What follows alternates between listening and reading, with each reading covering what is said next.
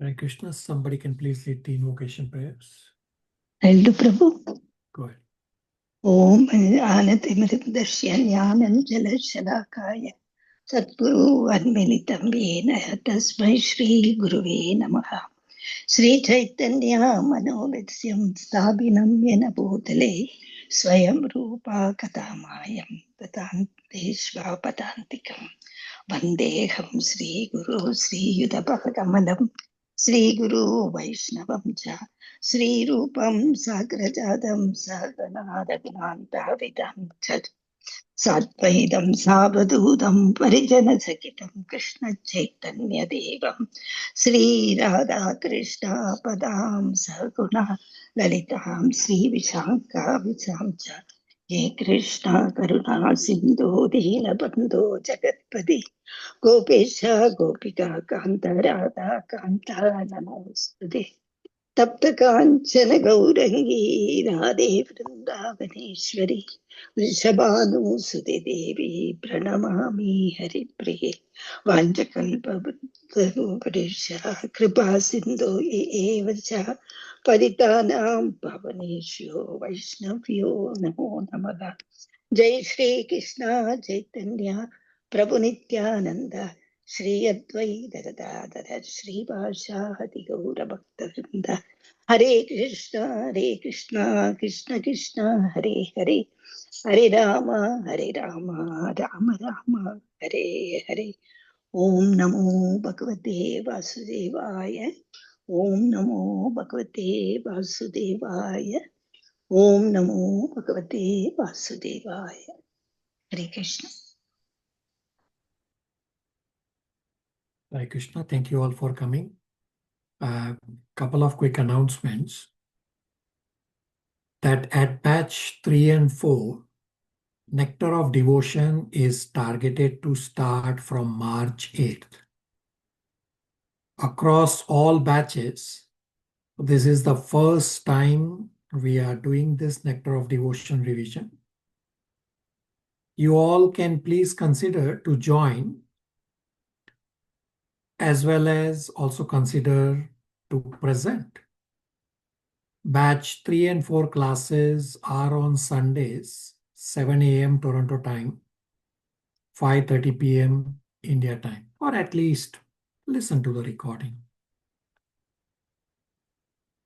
If you plan to present, let me know. We have a Google Excel document where I can populate your name, and I can also share the link to you.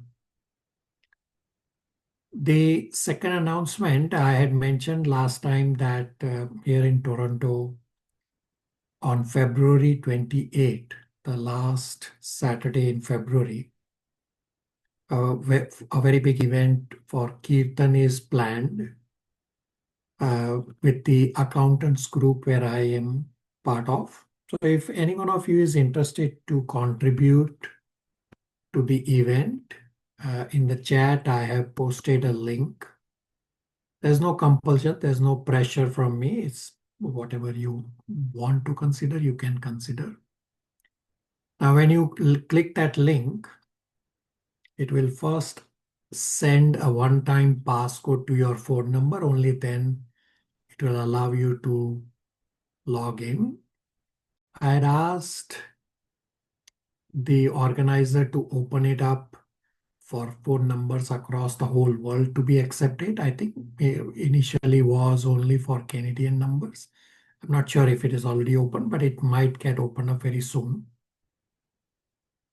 And because you are not part of the accountants group, when you populate your name into bracket, you can also say Ramvilas team so that you somehow the organizers know. Again, there's no pressure. If you think you want to contribute, there's an option to contribute.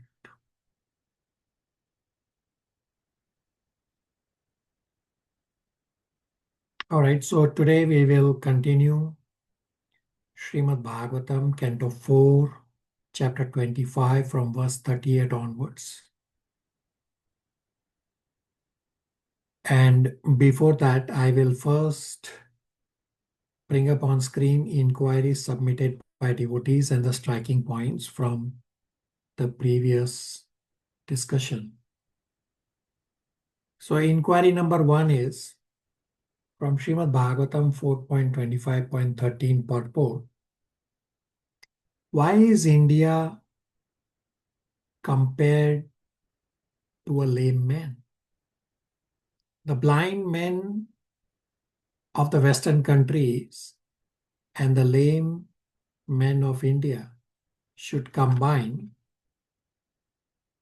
together in Krishna conscious movement. Then the lame men of India can walk with help of Westerners. So the question is, why do we in India need material advancement of Western countries for spiritual advancement? So Srila Prabhupada once stated that we all devotees can do bhakti anywhere, even under a tree, anywhere. Srila Prabhupada started ISKCON under a tree.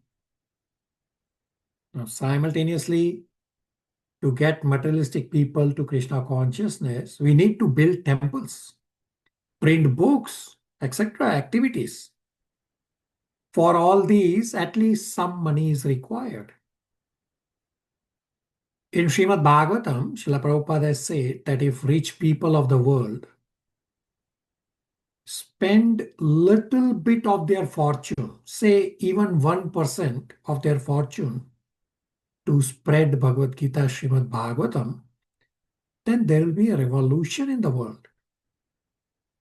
Now just visualize the amount of waste many countries around the world do to go to space or to moon or to Mars.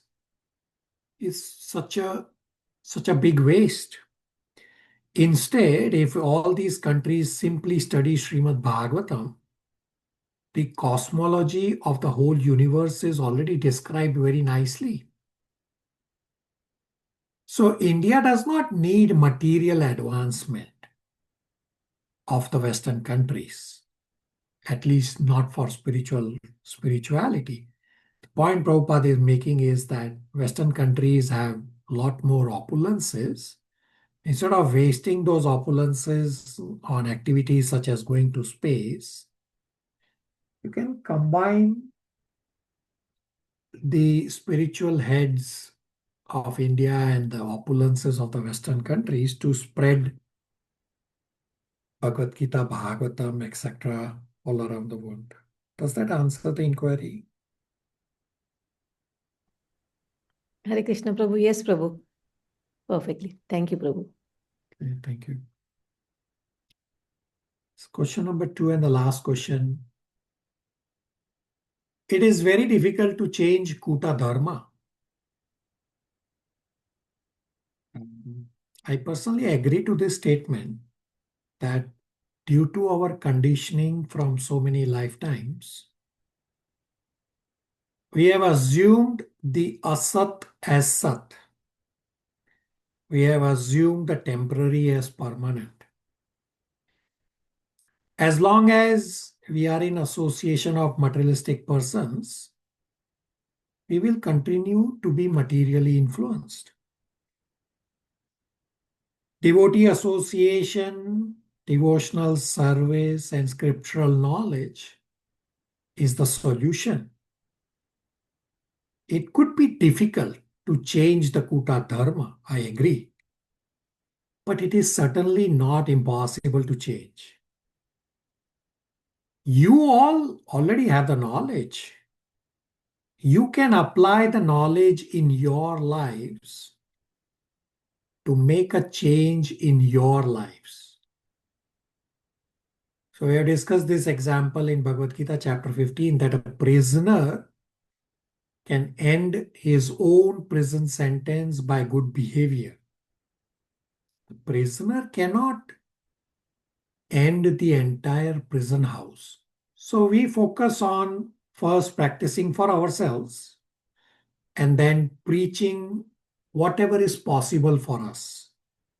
rather than trying to worry for the entire world, although it is very good to worry for the entire world, but take baby steps. First for yourself, then your immediate friends and family, and then keep expanding the preaching according to your capacity. Does that answer?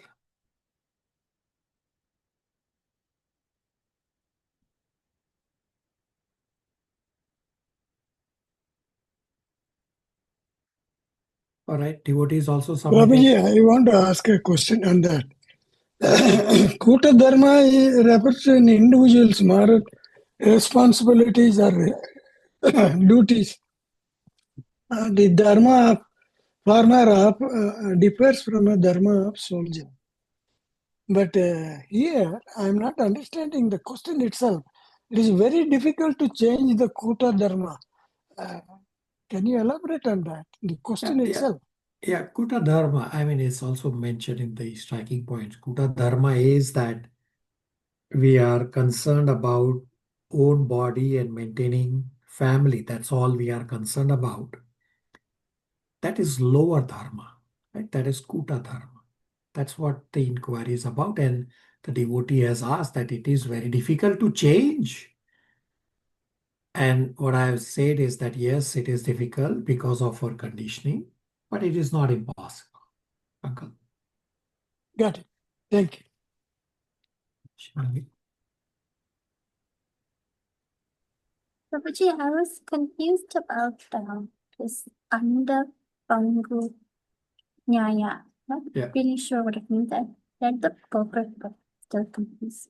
Yeah, on the Panga Nyaya, Prabhupada explains that India, although should be very advanced spiritually, has all the required basis for advancement, but is still lacking because of historically what all went on in India. And therefore, the backbone of India is broken, and therefore Prabhupada calls India as lame. As a lame man, not lame, but as a lame man. And simultaneously, Western people, they have a lot of opulences and they are engaged in wasting their money. And still they are not happy. Therefore, many in Western countries that they initially turn to hippies. So individually, Indians are struggling, individually, Westerners are struggling, just as the Andapangyu Nyaya, that a lame person cannot walk and a blind person cannot walk individually. But if they combine together, then they can walk, that one can guide the other. And this is what Prabhupada is saying, that if Westerners and Indians combine together their respective abilities or their respective opulences, then there'll be a revolution in the material world. Shivangi. Thank you, Prabhuji. All right, so devotees submitted striking points. So you have 2 slides. Take a snapshot of what you have on the screen.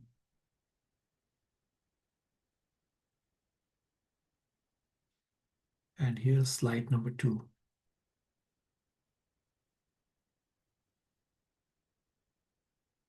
So you can and you should read these slides, and you will realize that many devotees have similar points. So read, it becomes a refresher, and we don't spend too much time right after we have shrunk our class size because of time conflict. So this becomes an opportunity for you to revise by yourself.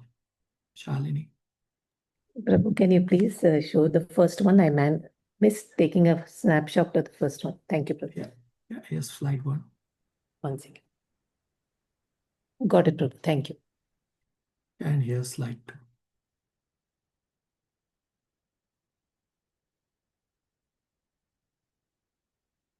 Everybody okay with this plan of populating tracking points and inquiries on a Google form? Yes, Pravrtti. Yes, Prabhu. I have a sorry. Uh, Throat is not all right. Uncle, at your place, mute one of the calls. Yeah, go ahead. My clarification about giving examples, allegory. Allegory is an imaginary situation as an example for natives given by narrated. And why not directly they tell instead of this is wrong, this is right? Why in the form of allegory? Yeah, What is so we already read from 4.28.65, the last verse of chapter 28, where Prabhupada explains why allegory. Why not directly say? And Prabhupada explains that the proper process is to hear Bhagavad Gita and Bhagavatam. So Bhagavatam already has correctly described one should engage in bhakti, for example, 1.2.6. This is the process, bhakti. In Canto 5, Chapter 5, the first 6 verses, Bhagavatam clearly says sense gratification is not to be done because it's binding. But people are not interested to hear directly from these scriptures. For them, for those who are lower on the scale of evolution cycle, they may be humans, but they are slightly behind on the path of spirituality. So for them, allegorical story is the option. Not just here, Prabhupada in that purport also explains that even in various Puranas, stories are given because people in the material world like stories. And this way they can get the gist of the instruction from that allegorical story. Okay. Thank you, Prabhuji. I got the essence of it, what you are saying. I used to listen with rapt attention Vikramaditya story when I was very young. Yeah.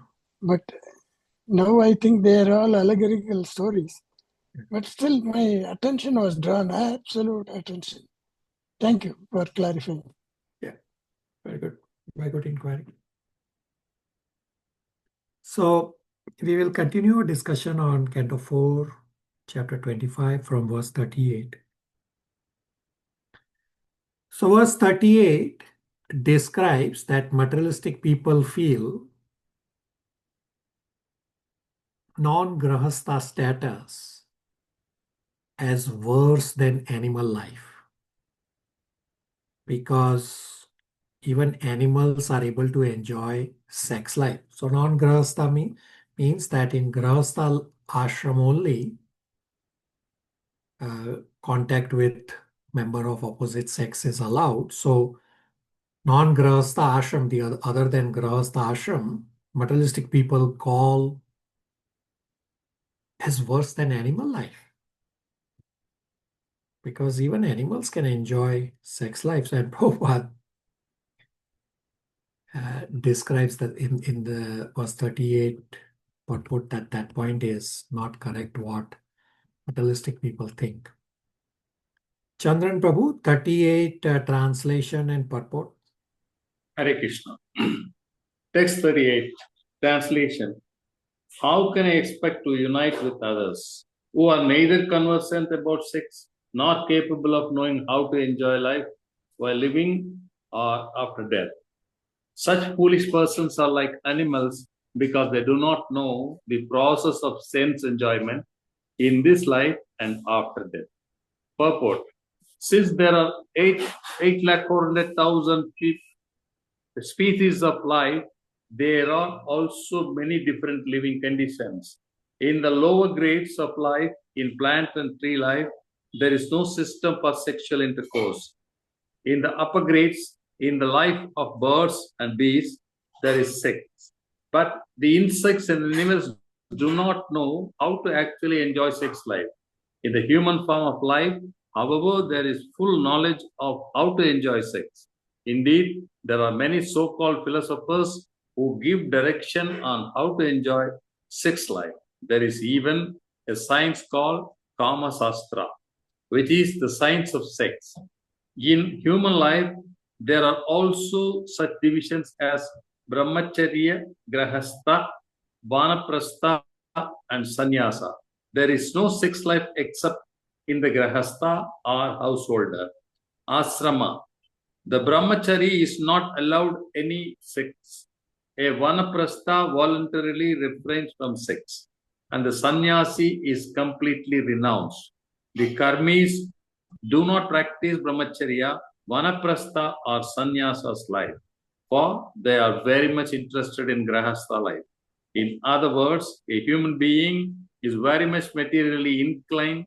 Indeed, all living entities are materially inclined. They prefer Grahastha life because there is a concession for sex. The Karmis think the other statuses of life are worse than animal life. For animals also have sex, whereas the Brahmachari, Vanaprastha, and Sannyasis completely give up sex. The Karmis, therefore, abhor these orders of spiritual life. Hare Krishna.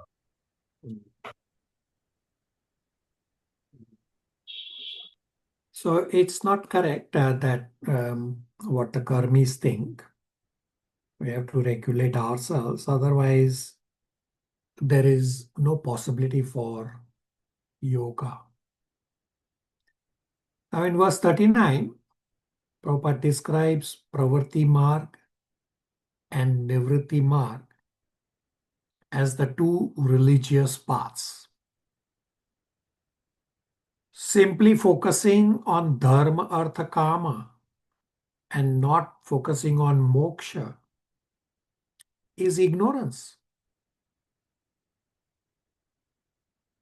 Pravrtti marg is regulated sex enjoyment, while no sex is in the nivrtti marg.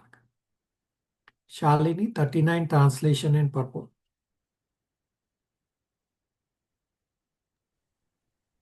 Hare Krishna, text 39 translation. The women continued, in this material world, a householder's life brings all kinds of happiness in religion, economic development, sense gratification, and the begetting of children, sons, and grandsons. After that, one may desire liberation as well as material reputation. The householder can appreciate the results of sacrifices which enable him to gain promotion to the superior planetary systems. All this material happiness is practically unknown to the transcendentalists. They cannot even imagine such happiness. Purport. According to Vedic instructions, there are two paths for human activity. One is called Pravrtti marg and the other is called nivrtti marg. The basic principle for each of these paths is religious life. In animal life, there is only Pravrtti marg. Pravrtti marg means sense enjoyment, and nivrtti marg means spiritual advancement. In the life of animals and demons, there is no conception of nivrtti marg, nor is there any actual conception of Pravrtti marg. Pravrtti marg maintains that even though one has the propensity for sense gratification, he can gratify his senses according to the directions of the Vedic injunctions. For example, everyone has the propensity for sex life, but in demoniac civilization, sex is enjoyed without restriction. According to Vedic culture, sex is enjoyed under Vedic instructions. Thus, the Vedas give direction to civilized human beings to enable them to satisfy their propensities for sense gratification.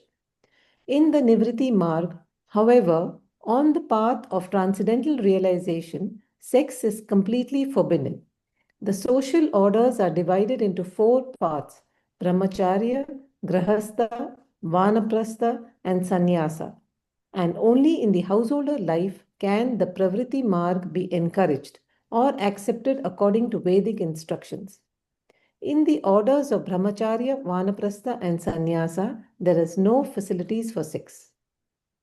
In this verse, the woman is advocating Pravrtti marg only, and is discouraging the path of nivritti marg. She clearly says that the yatis, the transcendentalists, who are concerned only with spiritual life, kaivalya, cannot imagine the happiness of Pravrtti marg. In other words, the man who follows the Vedic principles enjoys the materialistic way of life, not only to become happy in this life, but also in the next life by being promoted to the heavenly planets. In this life, such a person gets all kinds of material opulences, such as sons and grandsons, because he is always engaged in various religious functions. The material distresses are birth, old age, disease, and death. But those who are interested in the Pravrtti marg hold various religious functions at the time of birth, old age, disease, and death. Without caring for the distresses of birth, old age, disease, and death, they are addicted to performing the special functions according to the Vedic ritualistic ceremonies. Factually, however, Pravrtti marg is based on sex life. As stated in Srimad Bhagavatam 7.9.45, Yan maitunadi grahamedi sukham hi tucham. A householder who is too much addicted to Pravrtti marg is actually called a grahamedi, not a grahastha.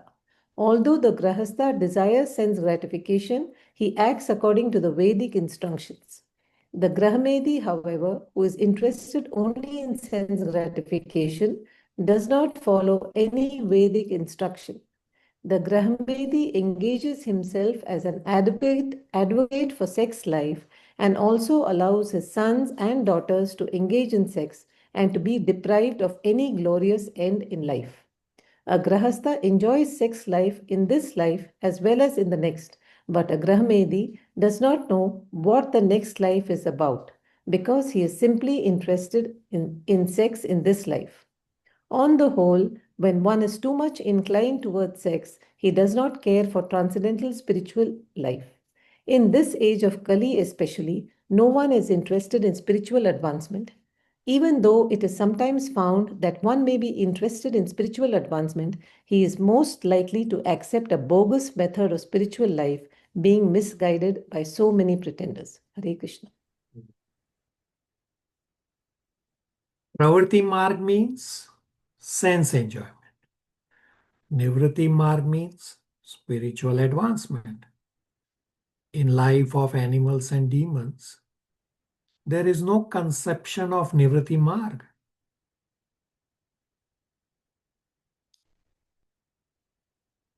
Pravrtti marg, the sense enjoyment marg, maintains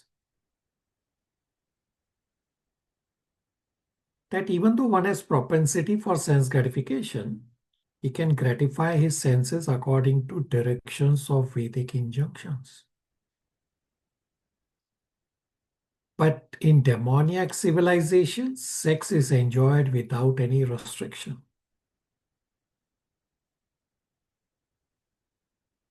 So Vedas give direction to civilized human beings to enable them to satisfy their sex propensities. In Nivritti marg, on the path of transcendental realization, sex is completely forbidden. Questions, comments, realizations so far?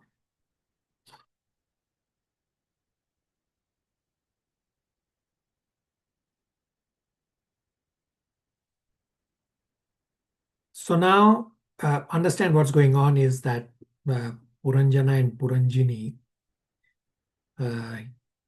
materialistic lifestyle is described. So the next verses 40 to 44 describe pleasing household life. Shivangi, 40 to 44 translations.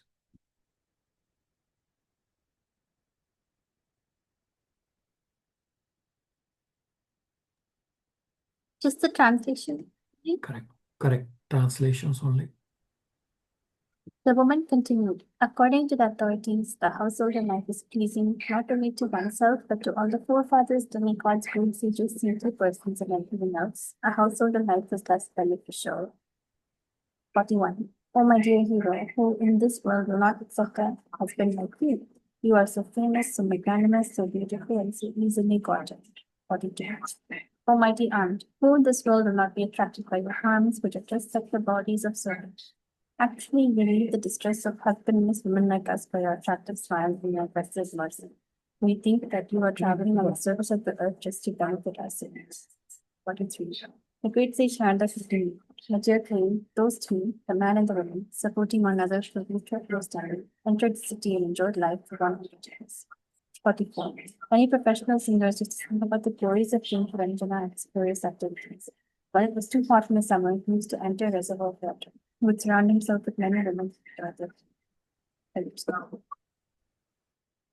So 3 states of Puranjana are described, or 3 states of household life are described.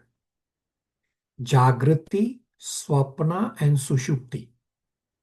Jagrati is his enjoyment for 100 years in wakeful state.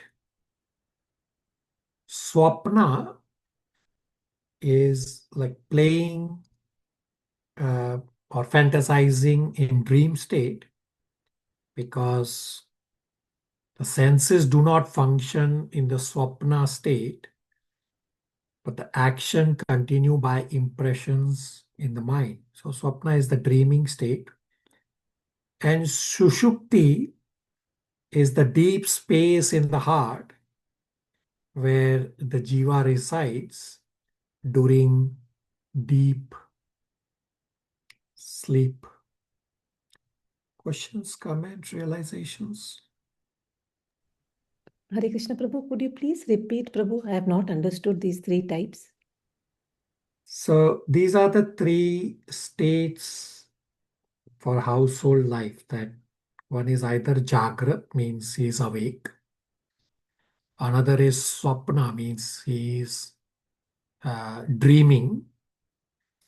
And the third is Shushupti, means deep sleep. So what is one thinking while in his deep sleep? That whatever is in my heart. So in the Jagrat state, awake state, he is wanting to enjoy anything and everything in the material world. In the Swapna or the dream state, the functions are, the senses are not functioning. Therefore, his actions are continuing in the mind through the impressions created or is creating. And Shushupti is the deep space in the heart where the jiva resides during deep sleep. Shalini? Thank you, Prabhu. Yes, got it. Shivangi? Which of these 3 states is the Dhyayato verse? Shivangi, your voice is not clear. Can you? Is it better now, Prabhuji? It's not very better. There's also background noise. Are you able to put on a headphone? Or? Yeah, I was. It's okay, Prabhuji. I'll ask a question. So close the door at your end, and the background noise will go, and then you can please ask. It's okay, Prabhuji. I'll ask during the question and answer. All right. So now part 4 is verses 45 to 55. Title is The Gates and Inhabitants of the City. So the 9 gates of the city and other inhabitants is referring to the body. So we understand this whole is allegorical story where all these personalities and gates and inhabitants are referring to something else. So the 9 gates and the inhabitants are referring to the body. Mother Jija, 45, 46 translation.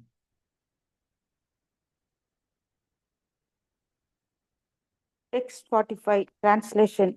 Of the 9 gates in that city, 7 were on the surface and 2 were subterranean. A total of 9 doors were constructed, and these led to different places. All the gates are used by the city's governor. Text 46.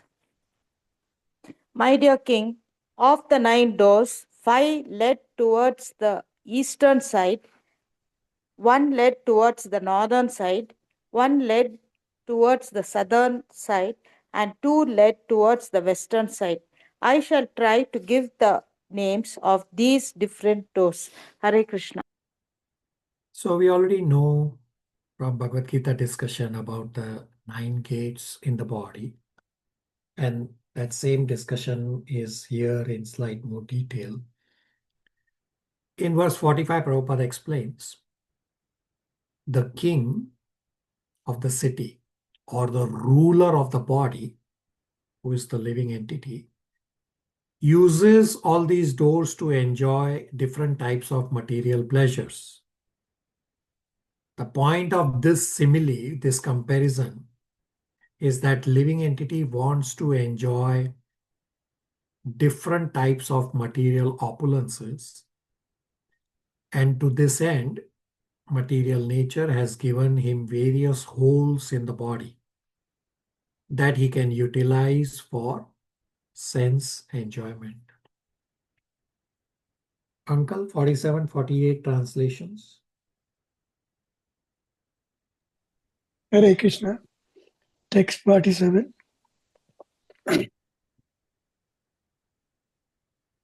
The 2 gates named Karyota and Avirmukhi were situated facing the eastern side, but they were constructed in one place.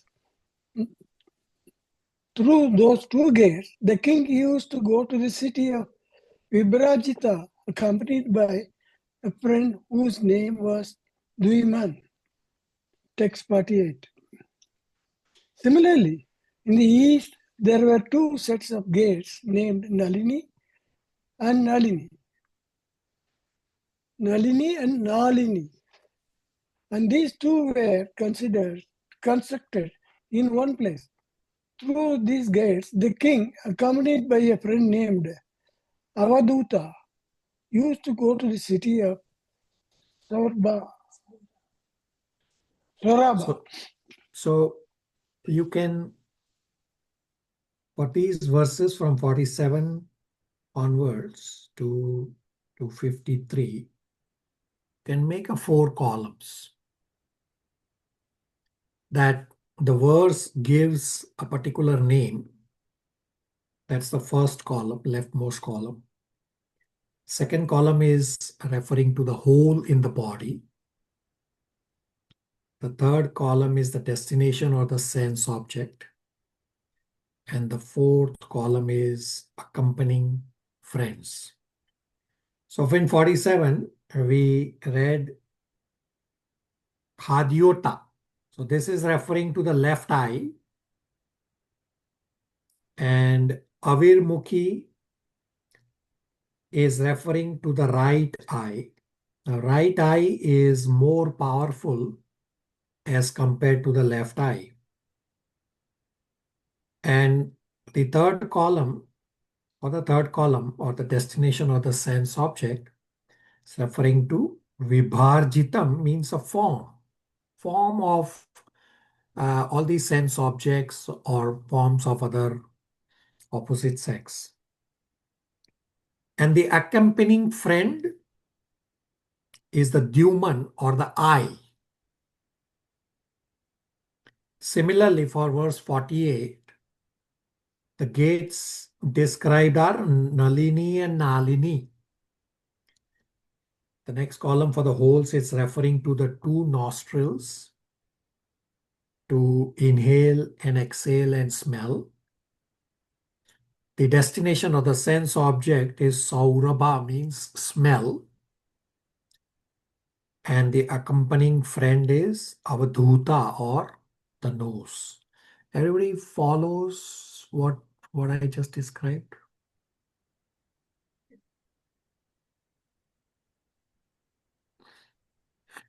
Yes, Prabhu. Yes, Prabhu. All right, Mother Chandra Aunty will read 49, 50, 51 translations.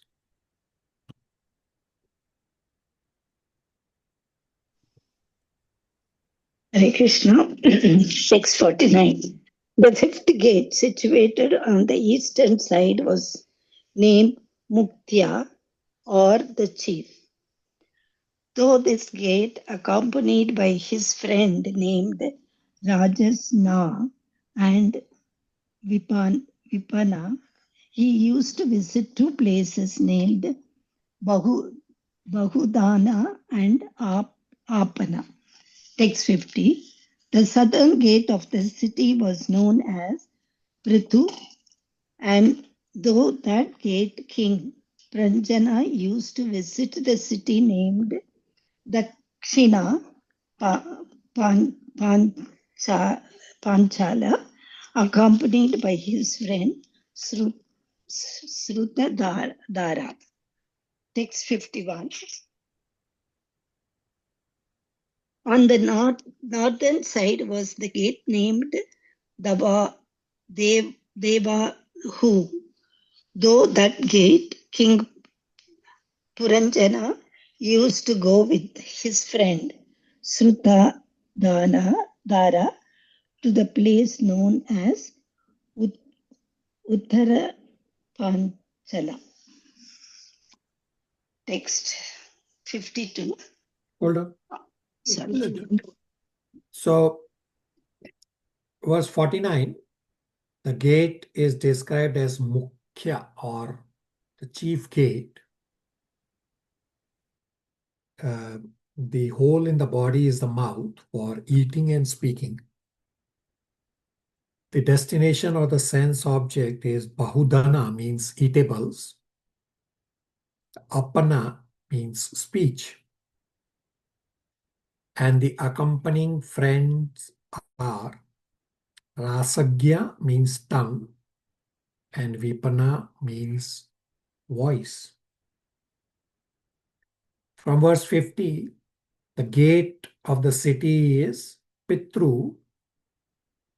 The hole in the body is the right ear. So for Karma Kanda, this elevates to Pitraloka. Therefore, the name is Pitru. The destination or the sense object is Dakshina Panchal, means the Pravrtti scriptures.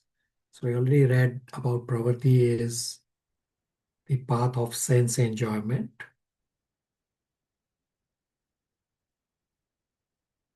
And the accompanying friend is Shrutadhara, means the ear. And from verse 51, the gate of the city is described as Devahu. The hole in the body is referring to left ear. So this is for Gyan Kanda, for those who want to attain higher planets above heaven. The destination or the sense object refers to Uttara Panchal, means nivrtti scriptures. And the accompanying friend is same, the ear. Everybody with me? Everybody understands the comparison of all these words to the holes of our body? Yes, Prabhu.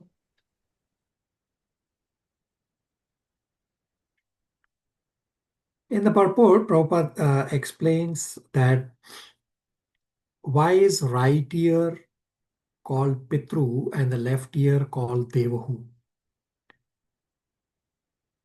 So the ear on the southern side is very strong and is always anxious to hear about sense enjoyment, and therefore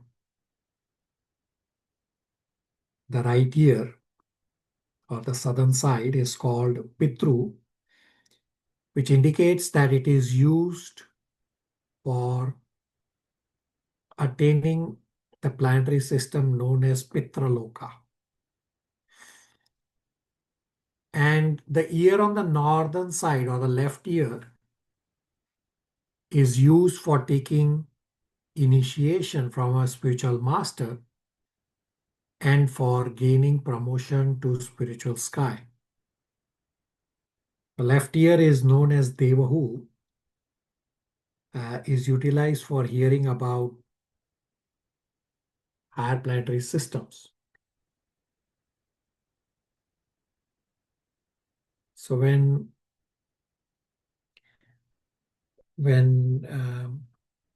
a disciple gets second initiation, the spiritual master gives the Gayatri mantra in the left ear. And all those points are described in the purports. Questions, comments, realizations?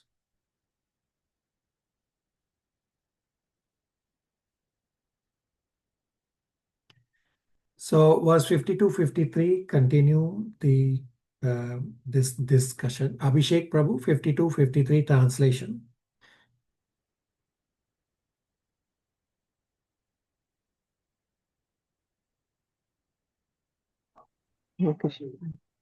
Text 52. On the western side was a gate named Asuri.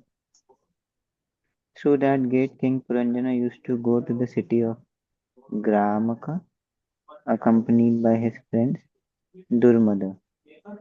53. Another gate on the western side was known as Nivrtti. Puranjana used to go through this gate to the place known as Vaishasa, accompanied by his friend Lubdhaka. So continuing your chart, the 4-column chart. So gate from 52, the gate of the body is referring to Asuri. The hole in the body is genitals. The destination of the sense object refers to Gramaka or sex life. And accompanying friend is Durmada, means madness. From 53, the gate of the city is Nivrtti. Whole of the body is rectum. Destination or sense object is Vaishasha, means painfulness. And accompanying friend is Lubdhaka, means greed.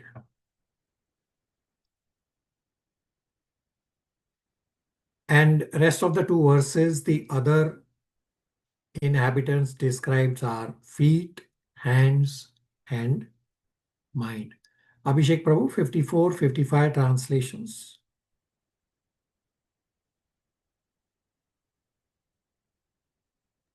Text 54. Of the many inhabitants of this city, there are two persons named Nirvak and Peshashkar. Although King Puranjana was the ruler of citizens who possessed eyes, he unfortunately used to associate with these blind men. Accompanied by them, he used to go here and there and perform various activities. 55. Sometimes he used to go to his private home with one of his chief servants, the Mai, who was named Vishuchina. At that time, illusion, satisfaction, and happiness used to be produced from his wife and children. So, Nirvak is the feet, and Peshashkrat are the hands, and Vushichina is the mind. And is described at how those who like to enjoy Grahastha life, how they use their hands, feet, and mind together with family members, and all the illusion that comes about is described in these verses. Questions, comments, realizations on the comparison to the body?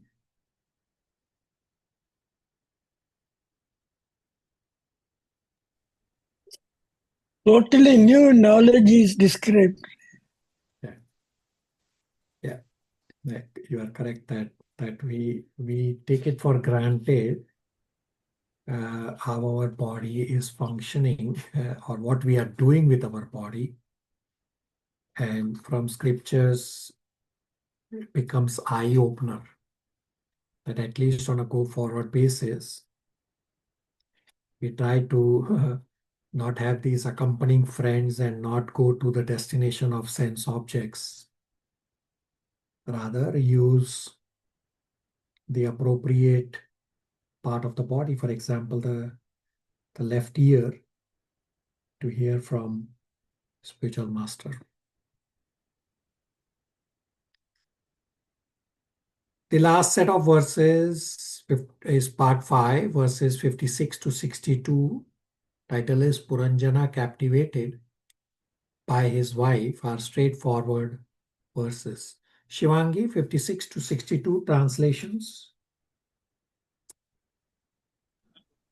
Prabhuji, I'm having background noise. So. All right.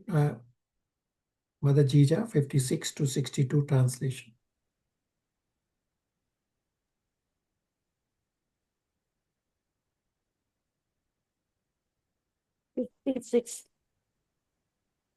Being thus entangled in different types of mental concoction and engaged in fruitive activities, King Puranjana came completely under the control of material intelligence and was thus cheated. Indeed, he used to fulfill all the desires of his wife, the queen. Text 57 to 61. When the queen drank liquor, King Puranjana also engaged in drinking. When the queen dined, he used to dine with her, and when she chewed, King Puranjana used to chew along with her. When the queen sang, he also sang. Similarly, when the queen cried, he also cried, and when the queen laughed, he also laughed. When the queen talked loosely, he also talked loosely, and when the queen walked, the king walked behind her. When the queen would stand still, the king would also stand still, and when the queen would lie down in bed, he would also follow and lie down with her. When the queen sat, he would also sit, and when the queen heard something, he would follow her to hear the same thing. When the queen saw something, the king would also look at it, and when the queen smelled something, the king would follow her to smell the same thing. When the queen touched something, the king would also touch it, and when the dear queen was lamenting, the poor king also had to follow her in lamentation. In the same way, when the queen felt enjoyment, he also enjoyed, and when the queen was satisfied, the king also felt satisfaction. Text 62. In this way, King Puranjana was captivated by his nice wife and was thus cheated. Indeed, he became cheated in his whole existence in the material world. Even against that poor, foolish king's desire, he remained under the control of his wife, just like a pet animal that dances according to the order of his master. Thus Strong ends words.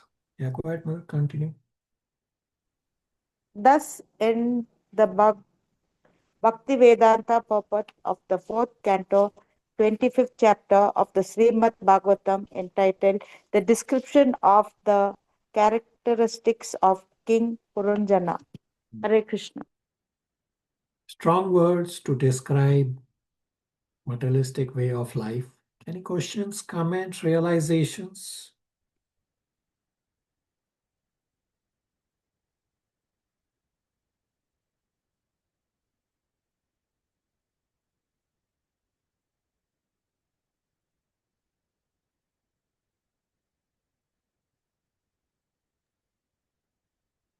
Prabhuji, I just understand how in life we should, we should know right from our childhood. Yeah. All this knowledge is very important. Yeah, absolutely correct. So in Canto 7, Prahlad Maharaj has actually said this, that the spirituality or spiritual knowledge should begin from around 5 years of age or even earlier. Then you will live a proper life. So those of you who are in Toronto, you would recall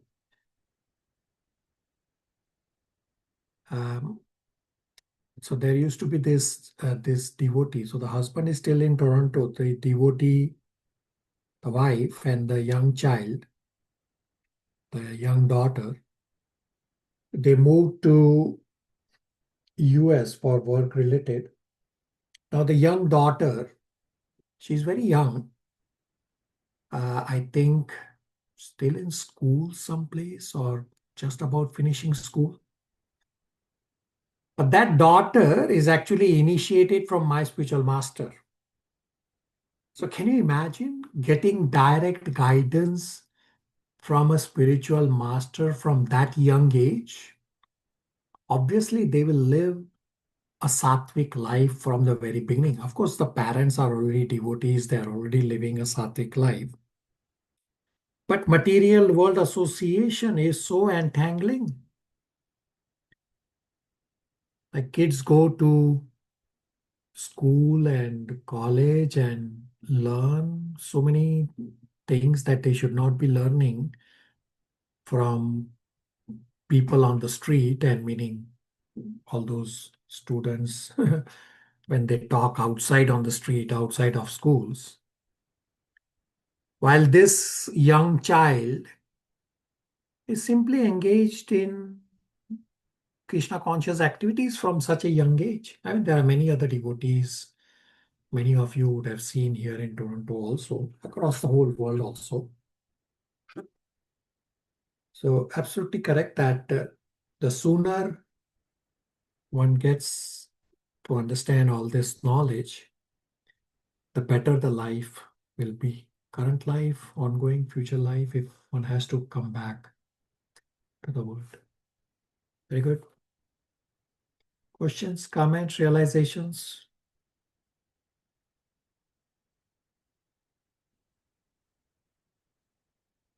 I will lay the foundation for chapter 26. We will only cover the first 3 verses. That's the only time we'll be left with. So chapter 26 is titled King Puranjana goes to the forest to hunt and his queen becomes angry. Is divided into 4 parts. Part 1, verses 1 to 3. Puranjana goes for hunting on a chariot. Part 2, verses 4 to 10. Puranjana hunts in the forest.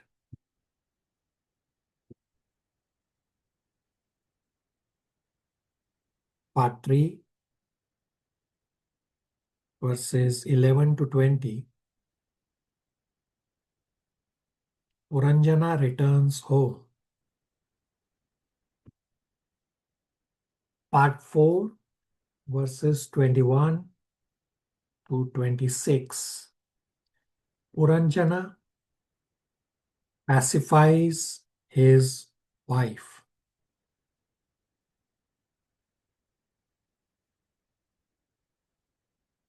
So this chapter 26 describes how Jiva sometimes gives up his proper intelligence under the influence of ignorance and becomes attached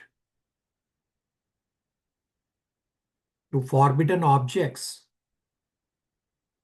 Plus, the chapter then also goes on to describe how the Jiva regains that determination later on.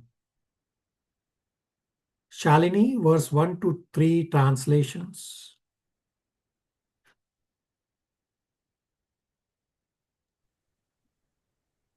Hare Krishna, text 1 to 3. The great sage Narada continued, My dear king, once upon a time King Puranjana took up his great bow and equipped with golden armor and a quiver of unlimited arrows and accompanied by 11 commanders, he sat on his chariot driven by 5 swift horses and went to the forest named Pancha Prastha. He took with him in that chariot 2 explosive arrows. The chariot itself was situated on 2 wheels and 1 revolving axle. On the chariot were 3 flags, 1 rein, 1 chariot driver, 1 sitting place, 2 poles to which the harness was fixed, 5 weapons and 7 coverings. The chariot moved in 5 different styles and 5 obstacles lay before it. All the decorations of the chariot were made in gold. Hare Krishna. So all this terminology in these verses, it refers to something else, and I will explain all of them. Let's make a 2-column chart. The left column says features of the chariot, and the right column is represented by what? So Puranjana represents the soul. Chariot represents the body. Bow represents absorption in being the doer and enjoyer. The golden armor and the chariot's golden decorations represents Rajaguna, means the mode of passion. Quiver of unlimited arrows refers to infinite material desires. 2 explosive arrows refers to ego and possessiveness. The 5 arrows refers to 5 activities of Gyan Indriyas. And 5 horses moving quickly refers to 5 Gyan Indriyas easily attracted by senses. 2 wheels refers to sinful and pious activities. Revolving axle refers to pradhan. 3 flags refers to the 3 modes of nature.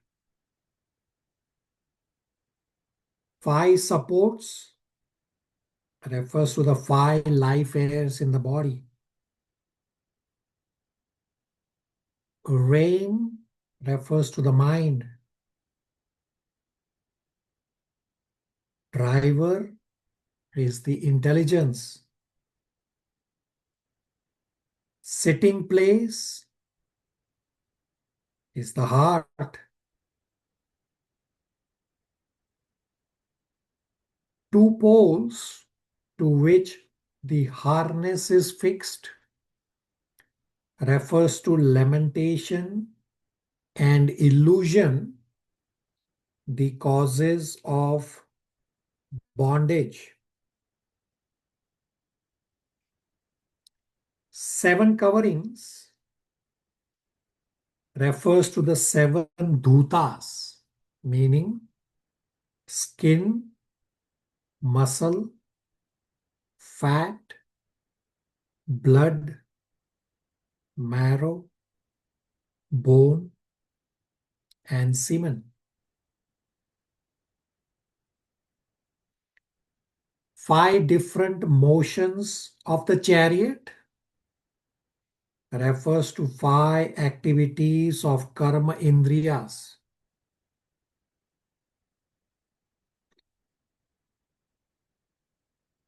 5 obstacles or uneven roads refers to 5 kinds of air passing within the body. 11 commanders refers to the 10 senses and the mind as the leader. Destination means the forest named as Panchaprastha, refers to the 5 sense objects. So later by yourself, you can read this chapter 26 verses 1, 2, and 3 translation again with this description of each of these items in front of you, and you will realize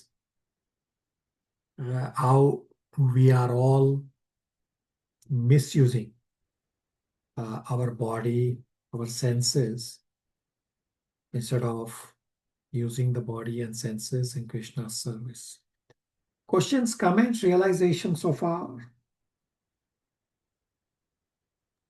Prabhuji, this is an important description. But we have not written, well, honestly telling, because we are very fast. What I will humbly request you, make a chart of these particular ones. And if you send it to us, that will be a great help. All right, we'll do. You can always listen to the recording. We'll make the chart. That's all right.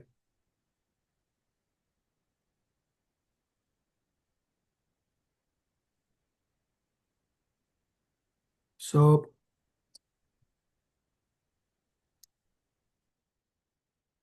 what does Puranjana's going hunting, what does it symbolize?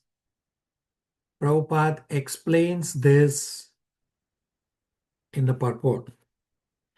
We'll read the purport and I'll highlight key points. Chandran Prabhu, you can read chapter 26 verses 1 to 3 purport, and I will stop you partway through. Yeah. Translate purport. Prabhuji, is it purport 1 to 3? Is it? Correct. Correct. Purport. These 3 verses explain how the material body of the living entity is under the control of the 3 qualities of the external energy. The body itself is the chariot, and the living entity is the owner of the body, as explained in Bhagavad Gita 2.13. Dehi nosmin yatha dehe. The owner of the body is called Dehi, and he is situated within this body, specifically within the heart. The living entity is driven by one chariot driver. The chariot itself is made of 3 gunas, 3 qualities of material nature, as confirmed in Bhagavad Gita 18.61. Yantra Rudhani Mayaya. The word yantra means carriage. The body is given by material nature, and the driver of the body is Paramatma, the super soul. The living entity is seated within the chariot. This is the actual position. The living entity is always being influenced by the 3 qualities: sattva, goodness; rajas, patience; and tamas, ignorance. This is also confirmed in Bhagavad Gita 7.13. Tribir gunamaye bhava. The living entity is bewildered by the 3 qualities of material nature. These 3 qualities are described in this verse as 3 flags. By a flag, one can come to know who the owner of the chariot is. Similarly, by the influence of the 3 qualities of material nature, one can easily know the direction in which the chariot is moving. In other words, one who has eyes to see can understand how the body is being driven, influenced by the particular type of quality of material nature. In these 3 verses, the activity of the living entity is described to prove how the body becomes influenced by the quality of ignorance, even when a person wants to be religious. Narada Muni wanted to prove to King Prachinabaresa that the king was being influenced by the Tamo Guna, the quality of ignorance, even though the king was supposed to be very religious. According to Karmakandya, the process of fruitive activities. A person performs various sacrifices directed by the Vedas, and in all those sacrifices, animal killing or experimenting on the life of animals to test the power of Vedic mantras is enjoined. Animal killing is certainly conducted under the influence of the mode of ignorance. Even though one may be religiously inclined, animal sacrifice is recommended in the Shastras, not only in the Vedas, but even in the modern scriptures of other sects. These animal sacrifices are recommended in the name of religion, but actually animal sacrifices is meant for persons in the mode of ignorance. When such people kill animals, they can at least do so in the name of religion. However, when the religious system is transcendental, like the Vaishnava religion, there is no place for animal sacrifice. Such a transcendental religious system is recommended by Krishna in Bhagavad Gita 18.66. Sarva dharman parityaya mam ekam saranam praja aham tvam sarva papebhyo mokshayami masucha. Abandon all varieties of religion and just surrender unto me. I shall deliver you from all sinful reaction. Do not fear, because King Prasinabharat was engaged in performing various sacrifices in which animals were killed. Narada Muni pointed out that such sacrifices are influenced by the mode of ignorance. From the very beginning of Srimad Bhagavatam 1.1.2, it is said, Projihita Kaitavo Tra. All kinds of religious systems that are involved in cheating are completely kicked out of Srimad Bhagavatam. In the Bhagavad Dharma, the religion dealing with one's relationship with the Supreme Personality of Godhead, animal sacrifice is not recommended. In the performance of Sankirtana Yagna, the says that Hare Krishna, Krishna Krishna, Hare Hare, Hare Rama, Rama Rama, Hare Hare. There is no recommendation for animal sacrifices. In these three verses, King Puranjana's going to the forest to kill animals is symbolic of the living entities being driven by the mode of ignorance and thus engaging in different activities for sense gratification. The material body itself indicates that the living entity is already influenced by the three modes of material nature and that he is driven to enjoy material resources. When the body is influenced by the mode of ignorance, its infection becomes very acute. When it is influenced by the mode of patience, the infection is at the symptomatic stage. However, when the body is influenced by the mode of goodness, the materialistic infection becomes purified. The ritualistic ceremonies recommended in religious systems are certainly on the platform of goodness. But because within this material world, even the mode of goodness is sometimes polluted by the other qualities, namely patience and ignorance. A man in goodness is sometimes driven by the influence of ignorance. All right. Hare Krishna. So Puranjana going to forest to kill animals is symbolic of living entities being driven by the mode of ignorance and thus engaging in different activities for sense gratification. And Prabhupada describes, which read in the purport, that how body influenced by ignorance, the infection is very acute. Body influenced by passion, the infection is symptomatic stage. And when the body is influenced by goodness, the materialistic infection becomes purified. Let me give you spiritual endeavor questions for today. Question 1. Describe Pravrtti and Nivritti margs. Comes from 4.25.39. Second question. What does Puranjana's going hunting symbolize? Comes from chapter 26, verses 1, 2, and 3. I will send you link for the Google form to complete striking points and inquiries, as well as I will aim to prepare this comparative chart for chapter 26, verses 1, 2, and 3, and send it to you ahead of time so that you can again read these verses together with the chart in front of you. And of course, for next class, read chapter 26 if you have not already read by now. Any questions, comments, realizations? Thank you, Prabhuji. I will certainly correlate with the chart. All right, we'll stop here. Hare Krishna, everybody. Hare Krishna, Prabhuji. Thank you so much. Hare Krishna, Prabhuji.